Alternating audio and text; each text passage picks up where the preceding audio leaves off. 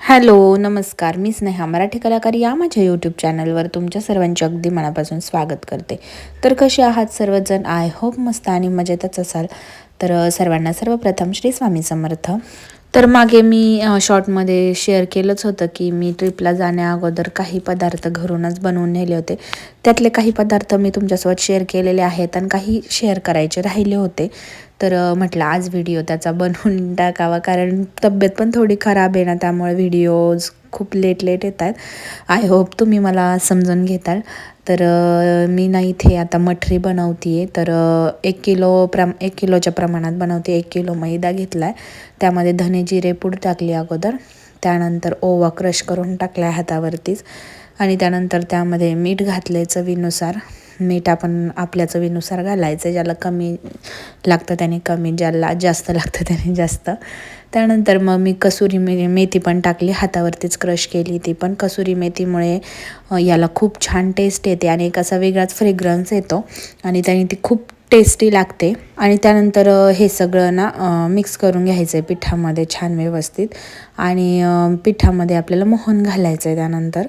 तर मोहन हे आपण कडकडीत तेलाचं नाही घालणार आहेत. जे आपलं रेग्युलर तेल असताना म्हणजे रेग्युलर टेम्परेचरचं तेच घालणार आहेत. तर मी इथे ना 1 किलो ह्याला 200 ग्रॅम तेल घेतलं होतं. पण मी सगळं घातलं नाही. पण तुम्ही सगळं घाला, कारण मला ना नंतर ते जाणवलं थोडीशी कमी खस्ता झाली माझी मठरी. पण जर तुम्ही सगळं घातलं ना तर एकदम व्यवस्थित खस्ता वगैरे होईल. जोपर्यंत आपला असं हातात घेतल्यानंतर त्याचं असं मूठ बनत नाही ना, तोपर्यंत आपल्याला ते तेल घालायचं आहे. म्हणजे नाही का, हातात घेतल्यावर असे पॅक मूठ बांधल्यानंतर ते पीठ एकमेकांना व्यवस्थित असं चिकटल्या गेलं आणि त्याचे छान असं लाडूसारखं जर बनलं तर समजायचं की आपलं मोहन अगदी परफेक्ट प्रमाणात आहे. तर मी अगदी थोडंसंच असं ठेवलं होतं की जे घातलं नव्हतं मी. पण मला असं नंतर जाणवलं की मी सगळं घालायला हवं होतं. जेव्हा मी मठरी तळली तेव्हा मला ते जाणवलं. त्यामुळे मग मी तुम्हाला आत्ताच सांगते की तुम्ही बरोबर परफेक्ट 200 ग्रॅम 1 किलोला तेल घालाच. कारण त्याने हे मी माझं एवढं उरलं, मी ते नव्हतं घातलं, पण ते घालायला हवं होतं. ह्यात आपण कोणत्याही प्रकारचा सोडा वगैरे काही यूज नाही करणार आहेत. तर त्यामुळे आपल्याला हे छान आहे, म्हणजे पदार्थ छान आहे, ट्रॅव्हल फ्रेंडली आहे. सहज महिनाभर टिकतो हा पदार्थ आणि खायला पण टेस्टी लागतो. लहान मुलंसुद्धा, इवन माझ्या बिट्टूनेसुद्धा खूप आवडीने हा पदार्थ खाल्ला. त्यानंतर मग मी थोडं थोडं पाणी घालून हे सगळं पूर्ण पीठ मळून घेतलं आणि नंतर 10-15 मिनटं आपण हे पीठ रेस्ट करायला ठेवून द्यायचं आणि व्यवस्थित ताकद लावून व्यवस्थित मळून घ्यायचं. आणि त्यानंतर मग ते रेस्ट करायला मी आता इथं ठेवून देते.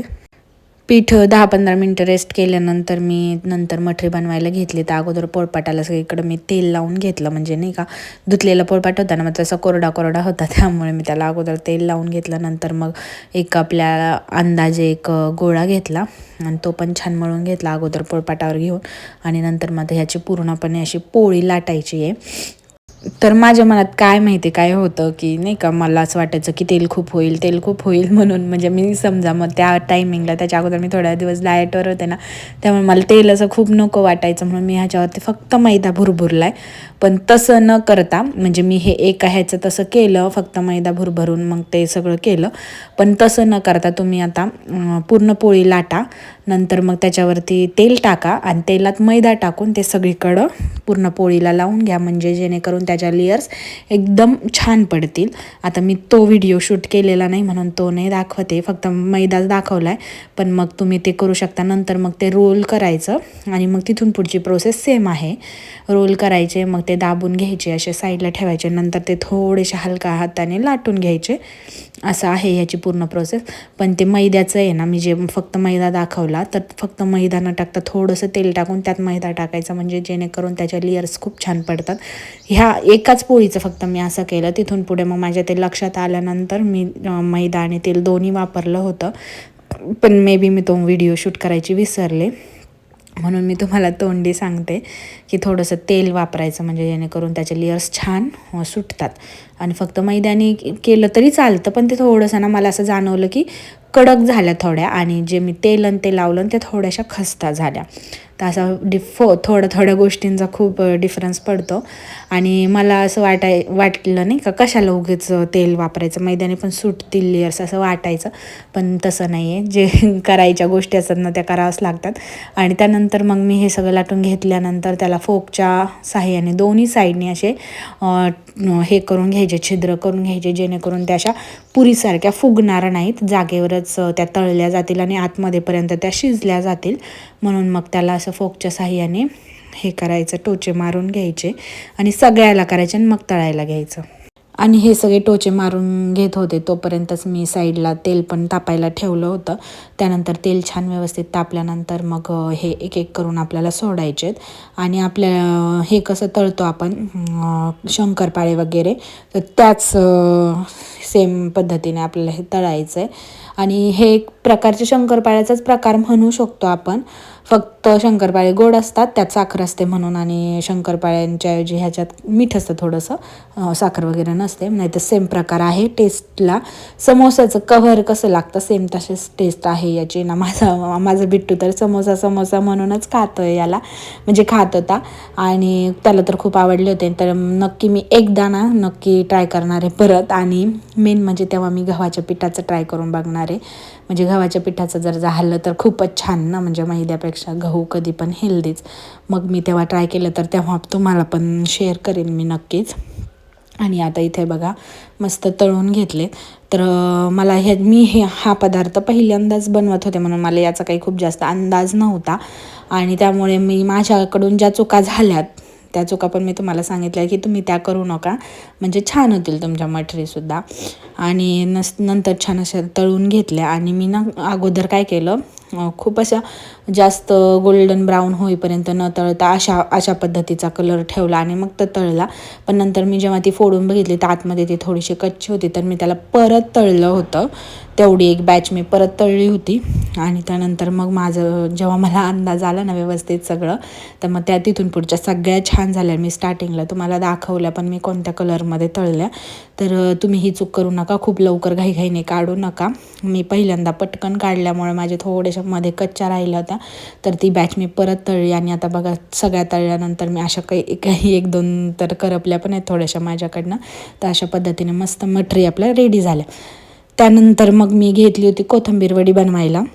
तर सगळ्यात अगोदर तर मी कोथिंबीर बारीक कापून घेतली. त्यानंतर मी इथे इन्ग्रेडियंट्स दाखवते. तर मी बेसन पीठ घेतलं आहे, थोडंसं गव्हाचं पीठ पण घेतलं आहे, ओवा घेतला, धने जिरे पूड घेतली, मीठ घेतलं आहे आणि हळद घेतली. त्यानंतर इकडे मी हिरवी मिरची लसूणची पेस्ट करून घेतली. त्यानंतर इथे तीळ घेतलेत आणि कोथिंबीर घेतली बारीक कापलेली, एकदम फाईन चॉप करायची आपल्याला. आणि हे सगळं आता एकत्र करून त्याचं पीठ मळून घ्यायचं आणि उंडा बनवून घ्यायचा. तर मी हे फक्त तुम्हाला दाखवण्यासाठी वेगळं ठेवलं होतं, ते एकावर एक टाकलं तरी चालतं.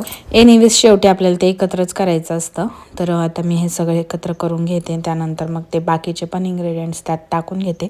अगोदर सुके जे इन्ग्रेडियंट्स होते ते एकत्र करून घेतले. त्यानंतर मग जरा ओले वगैरे नाही का, म्हणजे कोथिंबीर आणि हिरवी मिरची लसूणची पेस्ट आणि आपलं तीळ हे सगळं एकत्र करून घेतलं.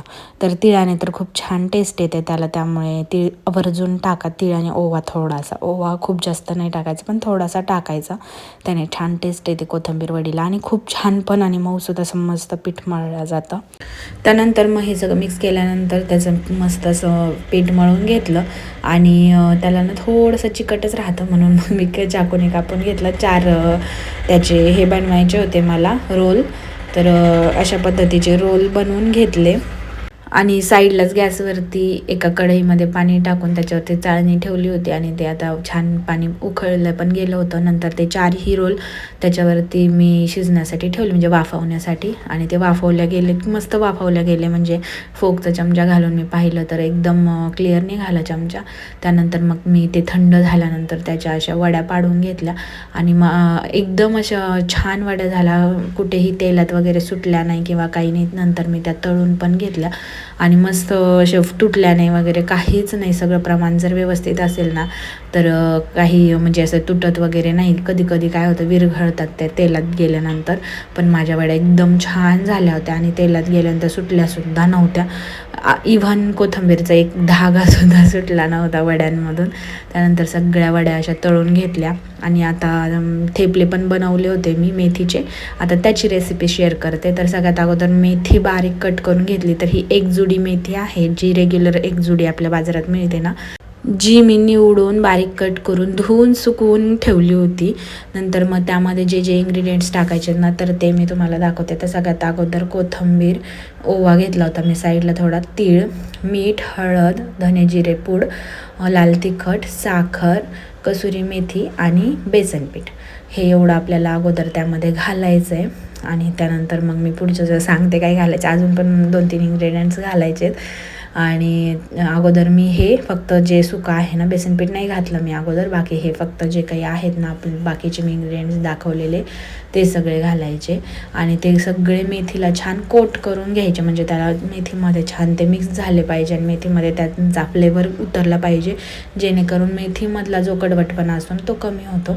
तर 3 ते 4 चमचे मी तेल घातले. आता यामध्ये पोहे खायचा मोठा चमचा असतो ना आपला, ते 3 ते 4 चमचे असतील. आणि आता हे सगळं असं मस्त मिक्स करून घ्यायचं आहे. एकदम मेथीला असं चुरून घ्यायचं आहे, म्हणजे त्या सगळ्या पदार्थांमध्ये, म्हणजे जेणेकरून मेथीचा जो उग्रवास असतो ना थोडाफार तो कमी होतो आणि हे जे बाकीचे फ्लेवर्स आपण त्यात टाकलेत ते त्याच्यात मस्त मिक्सअप होतात. आणि छान असं चुरून चुरून चुरून चुरून त्याला थोडंसं असं मऊसूद बनवायचं आहे मेथीला. अगदी व्हिडिओमध्ये दाखवले त्या प्रमाणात तुम्ही बघू शकता मेथीला मी किती चुरून घेतलं. त्यानंतर मग त्यामध्ये बेसन पीठ ॲड करायचं आहे आणि बेसन पीठ टाकल्यानंतर पण हे सगळं मिक्स करून घ्यायचं. आणि मग आपल्याला कळतं की मेथीला किती पाणी लागतं आहे अजून. आणि सगळ्यात शेवटी आपल्याला यामध्ये घालायचं आहे हिरवी मिरची आणि लसूणची पेस्ट.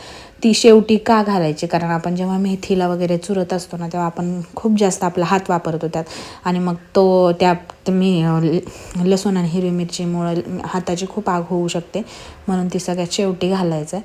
आणि आता तुम्ही बघू शकताय हे एवढं घातल्यानंतर पण यामध्ये बरंचसं असं लिक्विड झालं आहे मेथीचं, म्हणजे पाणी सुटलं आहे मेथीला. आणि त्यानंतर मग आपल्याला त्यामध्ये गव्हाचं पीठ ॲड करायचं.